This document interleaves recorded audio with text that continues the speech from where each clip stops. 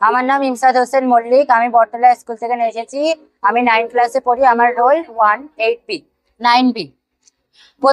আমরা আজকে বেরিয়েছি heart model, human heart. Heart বা হৃৎপিণ্ড হলো আমাদের শরীরে খুব গুরুত্বপূর্ণ অঙ্গ, যা আমাদের শরীর থেকে দূষিত রক্তকে টেনে নিয়ে আসে এবং তারপর পরিশোধনের পর আবার তাকে ফিরিয়ে সমগ্র শরীরে ফিরিয়ে দেয়।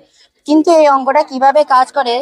প্রথম আমাদের ঊর্ধ্ব শিরা বা সুপ্রিয় ভেনা কাবা শিরা দ্বারা আমাদের বিশুদ্ধ রক্ত, যার মধ্যে অক্সিজেন থাকে না, রাইট অ্যান্টিনামে পৌঁছাচ্ছে।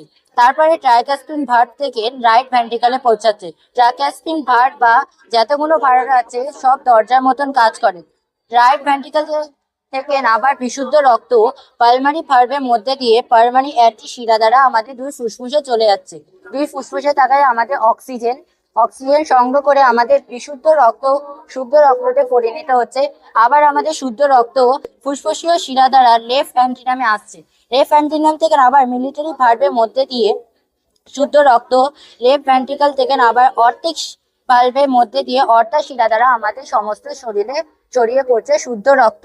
আমাদের হার্ট বা হৃৎপিণ্ড একদিনেতে প্রায় 7,500 লিটার বা 2,000 গ্যালন রক্ত পাম্প করতে পারে। এই প্রস্তুতিতে থ্যাংক ইউ।